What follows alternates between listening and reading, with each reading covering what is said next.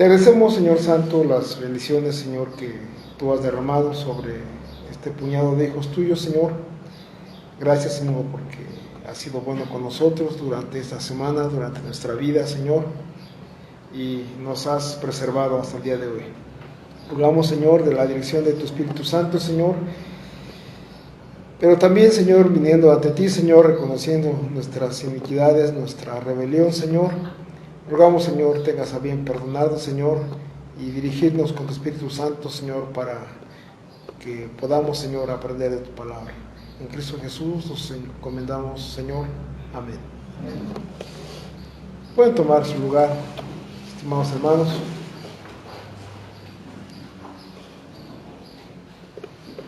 Si bien es cierto, estimados hermanos, que la semana pasada el hermano Miguel tuvo a bien hablar de lo que dentro del calendario litúrgico se conoce como la Epifanía, y dio algunos aspectos de ella. Si bien es cierto que la Escritura, hermanos, es una fuente inagotable, y quisiera yo exponer a ustedes sobre este mismo tema, y ampliando un poco según la apreciación de su servidor, para tener un panorama un poquito más amplio de lo que se menciona en este lugar. A manera de introducción, hermanos, he de decir a ustedes, platicando el jueves pasado con el rector de la Universidad Juan Calvino, mencionábamos de la grande necesidad que hay dentro de los pastores mismos, dentro de las iglesias mismas, a una unidad doctrinal, a una unidad confesional, y a veces pareciera que pues hay muchas formas de expresión doctrinal y teológicas en nuestra IPIM. Quisiera destacar a ustedes, hermanos, como dijera el apóstol Pedro en una de sus cartas, que pudiéramos dar nosotros razón de nuestra fe con mansedumbre a quien nos pida razón de ella. Es muy común ahora mencionar que somos cristianos, y en la actualidad han surgido muchas vertientes del cristianismo no católico, unas ya antañas, otras recientes. Pero en el caso propio, hermanos, pudiéramos preguntarnos nosotros, ¿somos cristianos? Si ustedes se dan cuenta, en la carátula de nuestro boletín dice: bienvenidos a una iglesia reformada.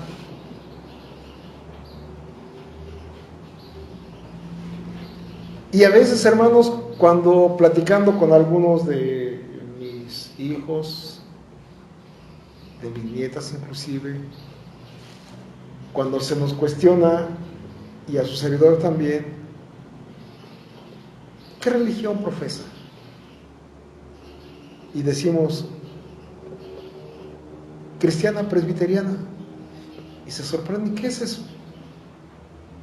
Entonces viene la oportunidad para expresar qué es eso. Yo no sé si a ustedes les haya pasado esto también, pero vamos a dar algunos indicios de esto que hemos mencionado. En primer lugar, se nos denomina como iglesia presbiteriana. ¿Qué es eso? Según los registros históricos, se dice que dentro de la reforma del siglo XVI hubo muchos personajes que, padeciendo persecución, encontraron asilo en Ginebra. Había españoles, había holandeses, italianos, de toda Europa, que padecían los estragos de la llamada santa, entre comillas, Inquisición. Y dentro de los cuales había también un hermano escocés llamado Juan Knox.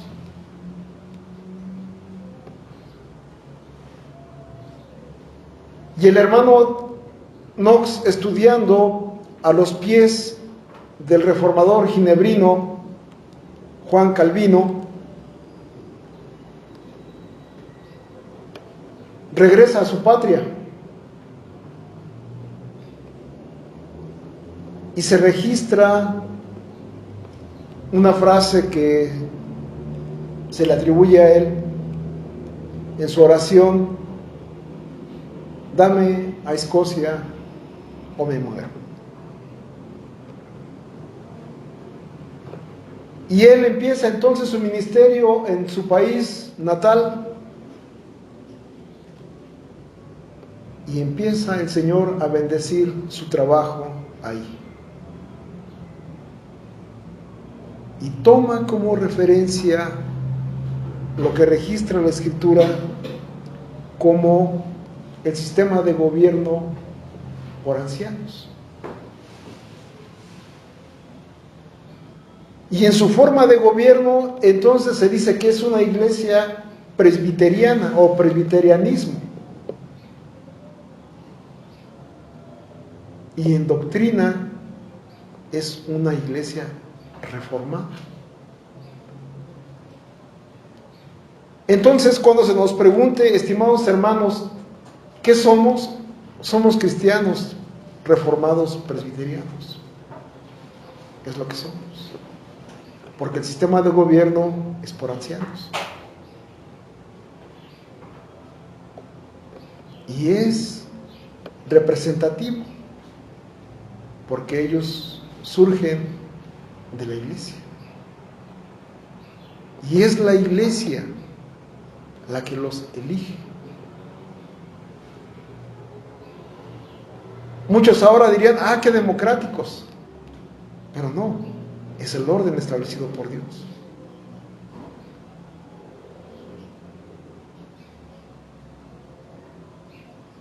Dentro de este marco, hermanos, somos también iglesia doctrinalmente llamada reformada calvinista, porque también hay reformados luteranos. Pero nosotros, estimados hermanos, somos reformados calvinistas. No porque adoremos a Calvino, no. Dios ha dado dones a los hombres. ¿O no dice así la Escritura? Llevó cautiva la cautividad y dio dones a los hombres. ¿No dice así? Y este hombre, hermanos, junto con su predecesor, Martín Lutero, y todavía antes que él, predecesores a él, como Hus en Bohemia, como Wycliffe en Inglaterra, y otros más no tan conocidos también, que fueron portadores del sentimiento de una sana doctrina a impartir en la iglesia.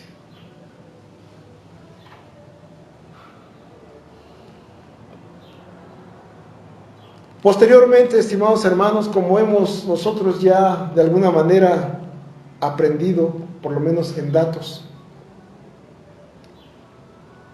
que a la muerte del reformador ginebrino Calvino, Teodoro de Beza toma el control de la universidad instaurada en Ginebra. Quiero hacer, hermanos, un paréntesis.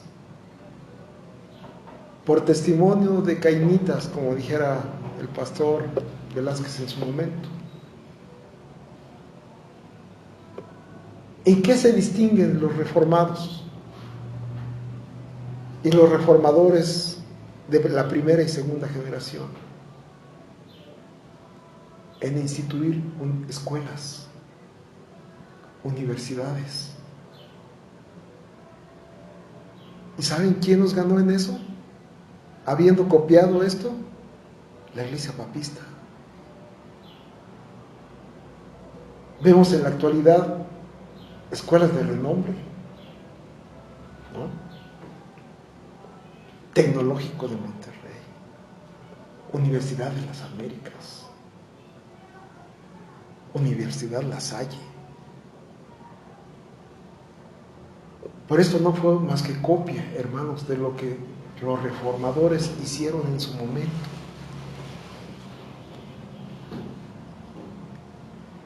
Y muchos, estimados hermanos, tildándonos de ignorancia o de ignorantes,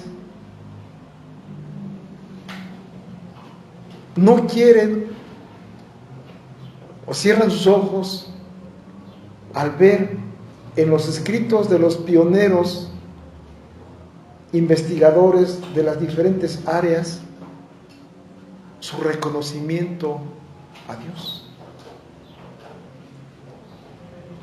Y viene a mi mente, por ejemplo, un mentor de lo que vivimos en la actualidad, Juan Jacobo Rousseau, Tomás Hobbes, en sus escritos haciendo referencia a la Escritura.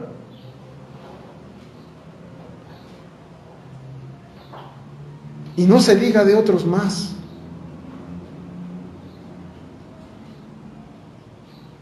Reconociendo la autoridad de la Escritura. Y haciendo un repaso aún más antaño, nos encontramos en el relato bíblico con la visita de unos personajes que se nos dijo la vez pasada, llamados magos. Pero no bajo el concepto literal actual de lo que son los magos. Ahora nosotros podemos decir, oye, es un mago. ¿Y qué viene a nuestra mente? Un personaje que está dando un espectáculo en tal o cual lugar y la gente se queda asombrada. Llamados prestidigitadores y demás, que no son otra cosa más que personas hábiles en sus manos y demás. Pero el concepto bíblico de estos personajes es diferente. Volviendo a la analogía de nuestro origen, estimados hermanos, el calvinismo en el siglo XVI y siglos venideros, XVII, en la Academia de Ginebra hubo un distanciamiento de la sana doctrina y se desviaron, y entonces surgió una escuela en Holanda fundada por Abraham Kuyper, llamada Universidad Libre de Ámsterdam. ¿Por qué se llamó libre? En la actualidad, nuestras universidades hacen énfasis de su supuesta autonomía. Y son autónomos nada más, o quieren ser autónomos en la cátedra, pero son dependientes, en el caso de algunas públicas, del gobierno. Y su autonomía es nada más de cátedra. Pero eso sí, tiene presupuesto. En el caso de la Universidad Libre de Ámsterdam, era libre porque no dependía del gobierno. Y por ende su cátedra era libre. Y estos hombres ceñidos a la palabra desarrollaron un sistema teológico.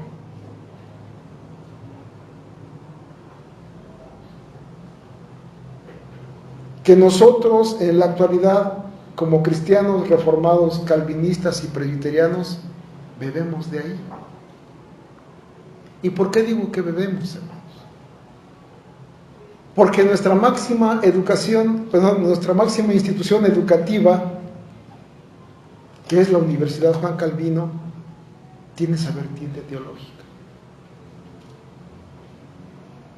Y algo que mencionábamos ayer es eso, el celo de la pureza doctrinal de la proclamación de la palabra.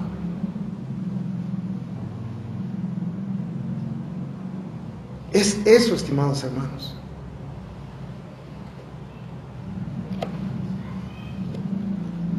Entrando pues al tema que ahora nos atañe,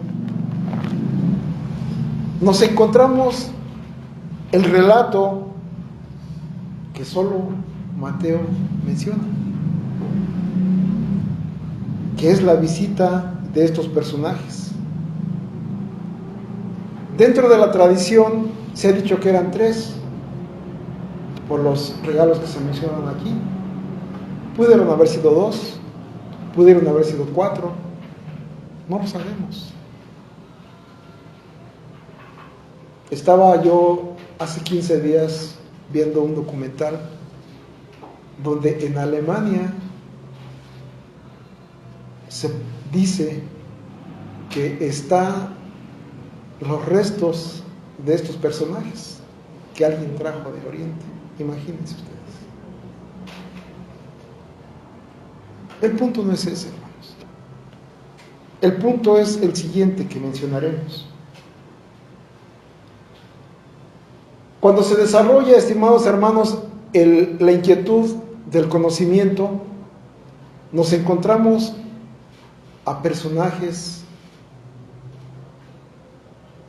antes de la era cristiana que desarrollaban este tipo de cosas. Matemáticas, química. ¿Alguien se acuerda cómo se les decía a los químicos antes de ser definidos como químicos? Alquimistas. ¿Alguien se acuerda cómo se le decía al astrónomo anteriormente? Astrólogo. Y estas personas, hermanos, que vemos y encontramos en el relato bíblico, eran sabios. Porque dentro del rigor de la astronomía, las matemáticas son esenciales. Cálculos de ángulos, cálculos matemáticos de movimiento de los astros.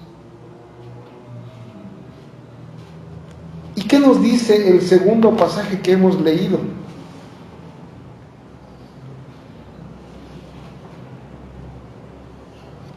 Los cielos cuentan la gloria de Dios y el firmamento anuncia la obra de tus manos.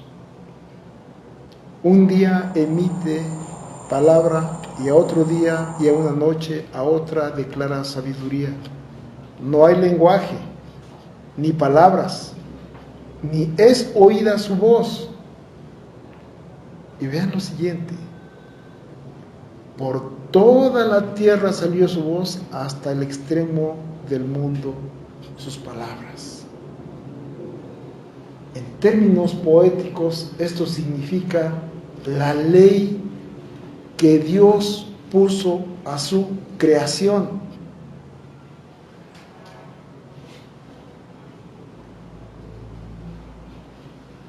En su creación absoluta. Y esto llámese astros, que es lo que de esta manera nos estamos refiriendo. Estos personajes, hermanos, que se mencionan aquí, seguramente vieron algo muy espectacular en el movimiento de los astros.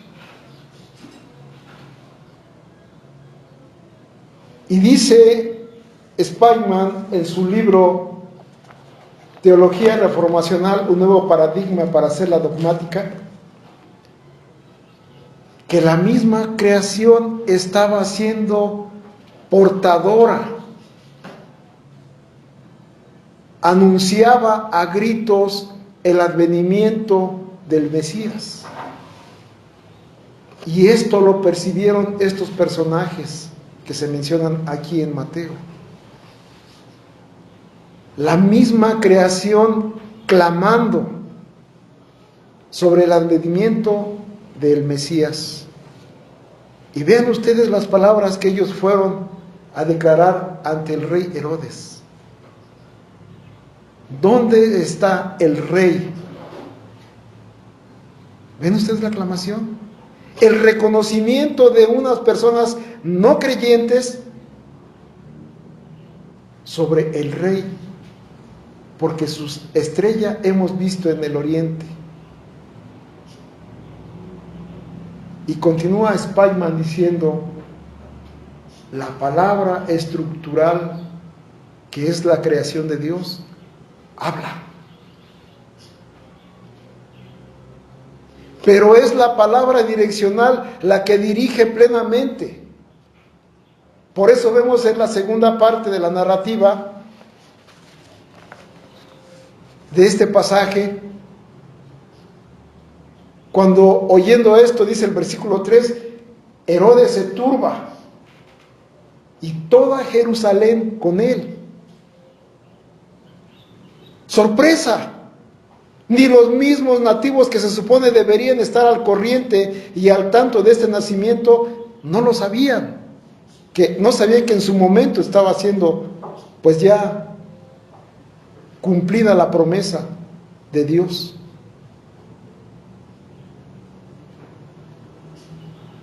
Pero estas personas que aparentemente advenedizas venían a reconocer el nacimiento de este Mesías. Y es por eso que hemos dicho que la palabra estructural de Dios estaba hablando y que es la creación.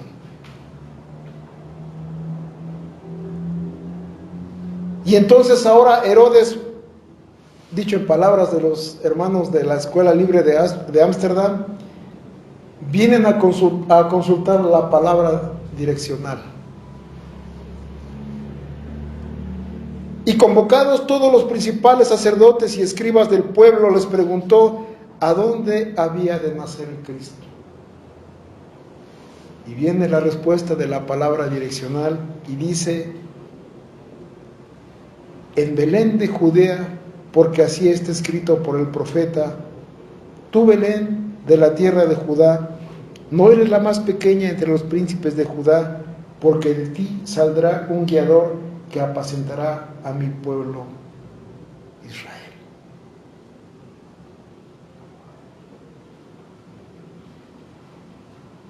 Ustedes han escuchado por labios míos y de algunos pastores, y más aquí de mi hermano Miguel, estas tres frases.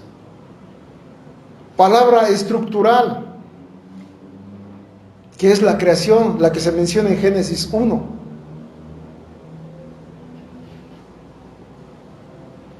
Y que se vuelve a mencionar en Hebreos 1 también. Que se sostiene con la boca de la palabra del Señor Jesucristo en palabras de Hebreos. Que se sostiene solamente con el aliento de su poder, dice, con la palabra de su boca.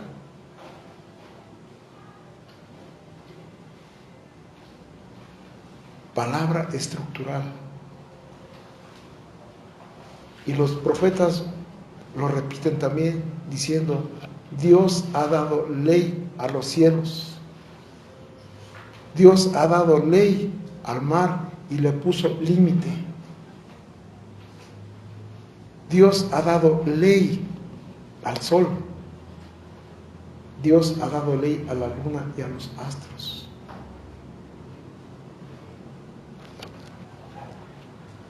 No es oída su voz, dice el Salmo de una manera poética. No hay lenguaje ni palabras, ni es oída su voz. pero parece contradictorio el versículo 4. Pero por toda la tierra salió su voz y hasta el extremo del mundo, dice, sus palabras. Y refiere más adelante en el 5 de una manera poética el recorrido que nosotros vemos que hace el sol.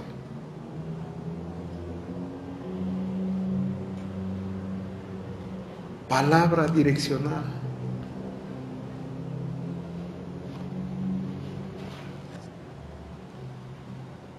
Dice el salmista más adelante, versículo 7, la ley de Jehová es perfecta que convierte el alma. El testimonio de Jehová es fiel que hace sabio al sencillo.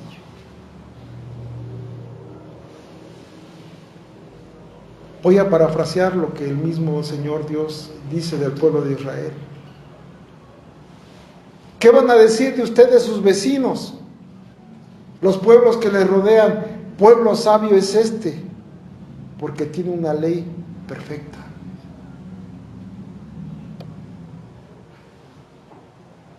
Y haciendo un paréntesis, a veces nosotros usamos palabras que nos hacen, o frases que suenan común. Voy a tomarme un año sabático, por decir algo. ¿Y qué significa? Que se supone que en ese año él no va a hacer nada. Pero la ley de Jehová dice que cuando fueron introducidos en la tierra prometida, esta ley debería de cumplirse. ¿Y en qué consiste? Que en 6 años ellos iban a cultivar la tierra, pero el 7º año no lo iban a hacer.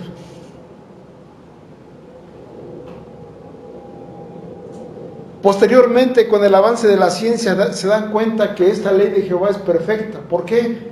Porque este año que denominan sabático le permite a la tierra recuperar sus minerales.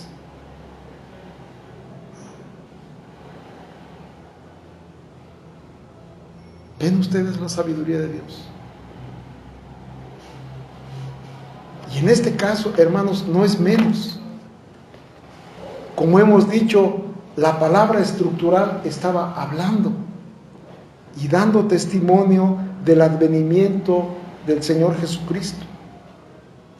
Y prueba de ello eran estos sabios de Oriente, que venían buscando al rey de los judíos.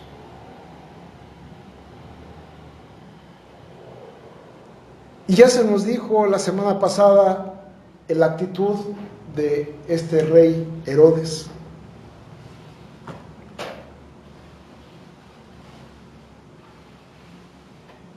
Dice el versículo 7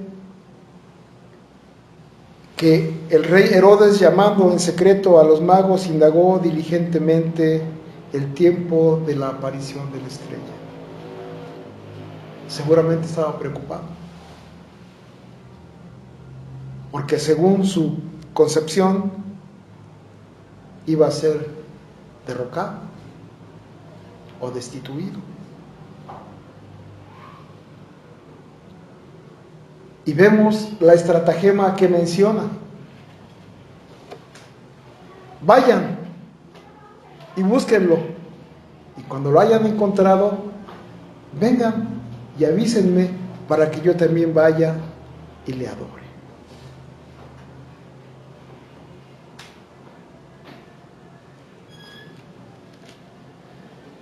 Encontramos también, hermanos, dentro de este marco, la revelación especial que en la gracia de Dios se da. Cuando estos personajes encontraron el lugar, ellos dicen que se regocijaron con un grande gozo. A veces son palabras, hermanos, que de alguna manera están ahí y suenan hasta huecas para nosotros.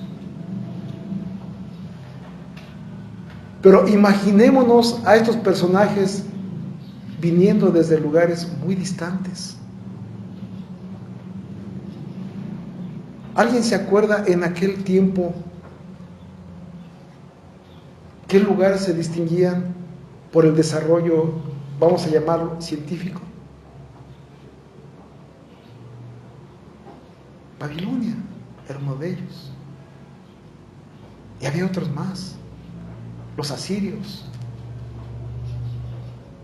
los mismos egipcios. Y muchos pueblos en el oriente estaban desarrollando y cultivando el mandato cultural que se menciona en Génesis 3, aunque desde una perspectiva equivocada. Y entonces ellos, al llegar al lugar donde estaba el niño que ellos buscaban como rey, dice la escritura que al entrar en la casa vieron al niño con su madre María y postrándose, aquí viene lo importante, le adoraron. Y abriendo sus tesoros le ofrecieron presentes, oro, incienso y mirra. Antes de pasar, hermanos, a estos puntos de los dones que estos personajes traían, me gustaría, hermanos, que viéramos ahí en el libro de Deuteronomio algo muy importante que el Señor nos menciona acerca de este tipo de prácticas. Y busquen ustedes ahí en la escritura, en el libro que mencionamos, Deuteronomio capítulo 18,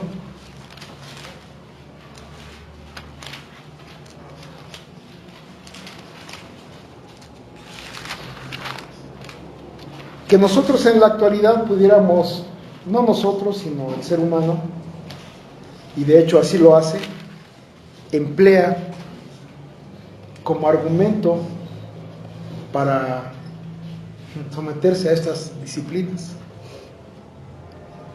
Dice Deuteronomio 18, del versículo 9 al 14, voy a leer, ustedes me siguen con su vista. Cuando entres a la tierra que Jehová tu Dios te da, no aprenderás a hacer según las abominaciones de aquellas naciones. No sea hallado en ti quien haga pasar su hijo o a su hija por el fuego, ni quien practique la adivinación, ni agorero, ni sortílego, ni hechicero, ni encantador, ni adivino, ni mago, ni quien consulte a los muertos, porque es abominación para Jehová cualquiera que hace estas cosas. Y por estas abominaciones Jehová tu Dios echa estas naciones de delante de ti. Perfecto serás ante Jehová tu Dios, porque estas naciones que vas a echar, a agoreros y adivinos oyen, mas a ti no te ha permitido esto Jehová tu Dios. Podemos recriminar, hermanos, a los sabios de Oriente por haber consultado. Pudiéramos decir que ellos no eran creyentes.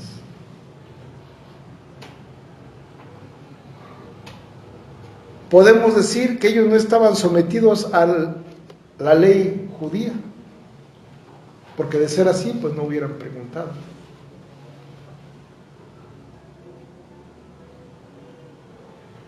Lo que hemos dicho al principio es que la palabra estructural, la creación, dio testimonio a gritos sobre el advenimiento del Mesías.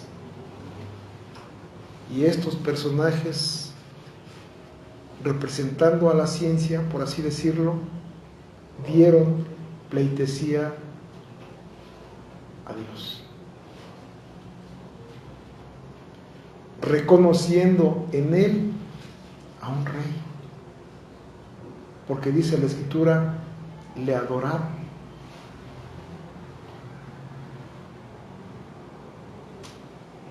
¿Cuáles fueron, hermanos, los presentes? Oro. ¿A quién se le daba oro? A los reyes. Cuando había una visita oficial a un monarca, lo principal que debería haber dentro de sus regalos era eso: oro. Es el don propio a un rey. Incienso. ¿A quién se le da incienso? A un sacerdote.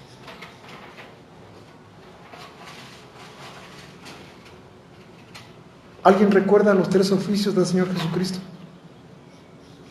¿Podría decirlos? Profeta, sacerdote y rey. Y estos personajes estaban ahí de alguna manera tipificando los aspectos del Señor Jesucristo.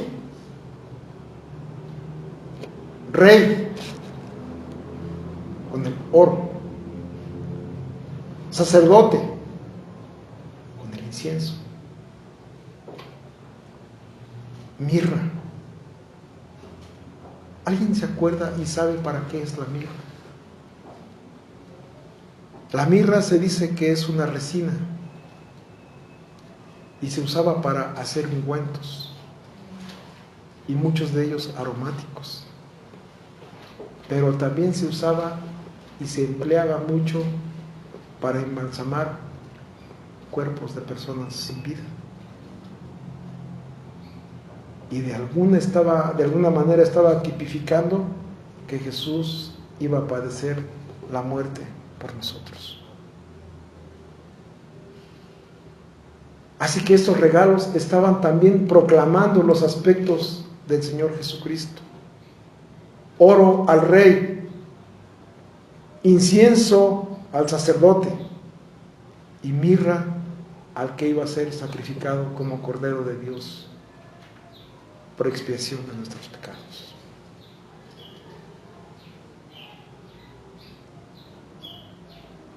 La Escritura, hermanos, es una fuente inagotable y aprendemos de ella, pero también se usa como pretexto, y a ellos o a unas personas que son partícipes de la observación de los astros y demás, arguyen este pasaje.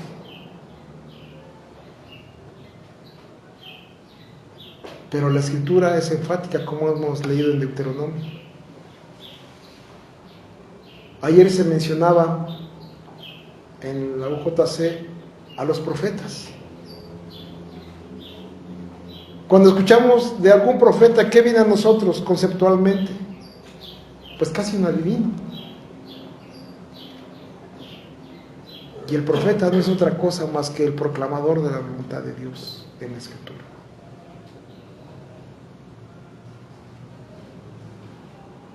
Y esto lo tenemos plasmado en los aspectos del Señor Jesucristo, como hemos dicho, como profeta, palabras de Él. Yo doy testimonio de las cosas que el Padre me ha dicho, y Él mismo dice, y mi testimonio es verdadero. Y solo por tomar un ejemplo, en el famoso Sermón de la Montaña, cuando el Señor Jesús empieza a decir, oíste que fue dicho a los antiguos tal cosa. ¿Y cómo viene la contra? Pero ahora yo digo. ¿Y quién es aquel que dice esto, sino alguien que tiene autoridad para decirlo? Oíste que fue dicho por los antiguos tal o cual cosa.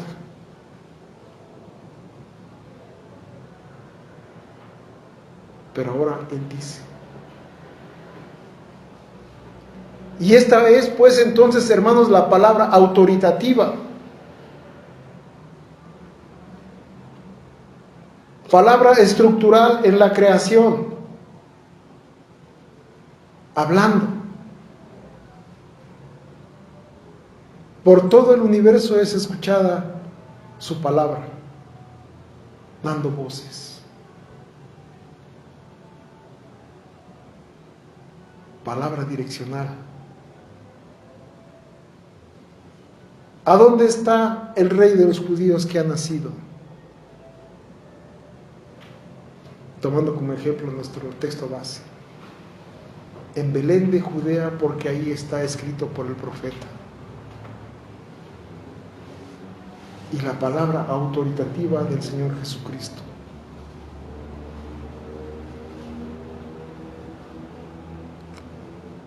¿Qué dice en el mismo Evangelio? Palabras del Señor Jesucristo. Toda potestad me es dada, ¿dónde? En el cielo y en la tierra. Hechos 4:12. Porque no hay un nombre debajo del cielo en el que podamos ser salvos. ¿O no dice así?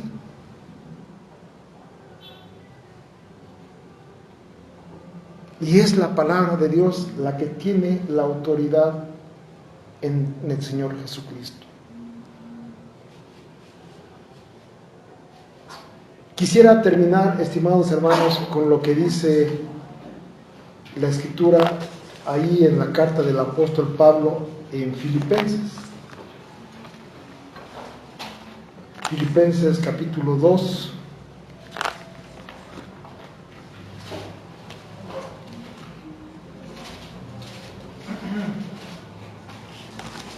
Que me gustaría que leamos juntos esta porción de la Escritura. Filipenses capítulo 2, versículos 9 al 11.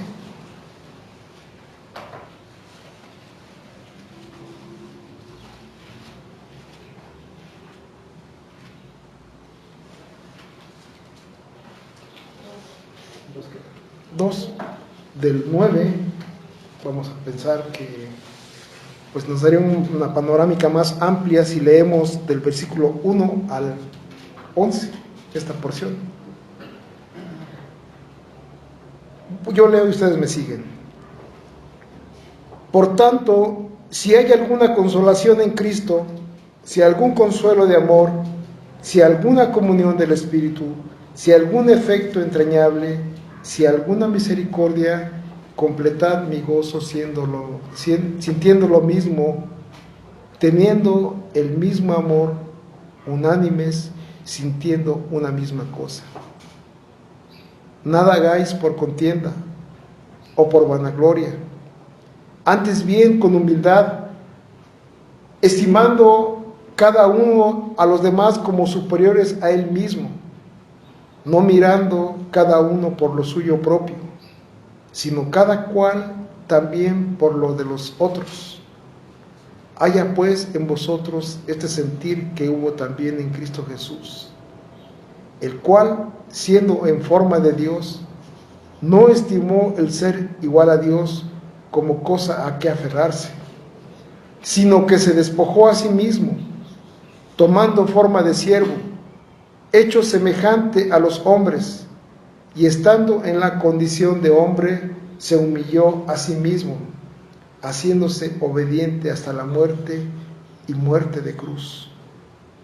Por lo cual Dios también le exaltó hasta lo sumo y le dio un nombre que es sobre todo nombre, para que en el nombre de Jesús se doble toda rodilla de los que están en los cielos y en la tierra y debajo de la tierra, y toda lengua confiese que Jesucristo es el Señor, para la gloria de Dios el Padre.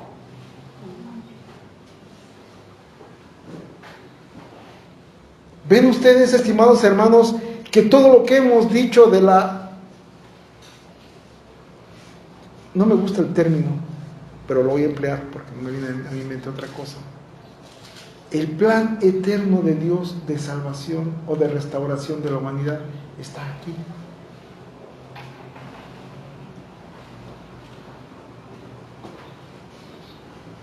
Nunca el Señor nos pide algo que Él no haya hecho.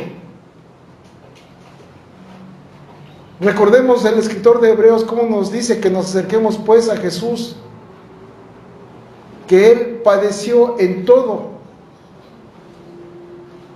pero sin pecado. Y como Pablo dice que haya pues en nosotros este sentir que hubo también en Cristo Jesús, el cual, siendo en forma de Dios, no estimó el ser igual a Dios como cosa que aferrarse, sino que se despojó a sí mismo tomando forma de siervo. ¿Se acuerda que hemos dicho? La etapa de humillación. Aquí lo menciona el apóstol Pablo. Versículo 8. Y estando en la condición de hombre, se humilló a sí mismo, haciéndose obediente hasta la muerte y muerte de cruz. ¿Se acuerdan ustedes las palabras del Señor Jesús que dice: nadie me quita mi vida, yo la pongo y la vuelvo a tomar? Es la misma idea. Pero después de este proceso, habiendo Él pues expuesto su cuerpo a la muerte y la muerte de cruz, y con ello habiendo resucitado, Dios le exalta hasta lo sumo y le da un nombre que es sobre todo nombre, como hemos mencionado en Hechos 4:12. Y vean ustedes, hermanos, que hay un texto paralelo en Isaías, paralelo a este que se menciona en el 10, para que en el nombre de Jesús se doble toda rodilla de los que están en los cielos y en la tierra y debajo de la tierra. Y como vemos en el testimonio de la Escritura misma, cómo los mismos cielos hablaron y dieron lugar a que estos personajes viniesen de tierras lejanas a rendir tributo al Rey de Reyes. Y el Señor nos ha concedido en su gracia ser participantes de esta fe. ¿Quiere el Señor fortalecernos? ¿Quiere el Señor atender a esta palabra estructural, direccional y autoritativa? Les invito, hermanos, a estar en pie. Te agradecemos, Señor Santo, por tu palabra, Señor, que nos habla, Señor, de cómo los cielos dan testimonio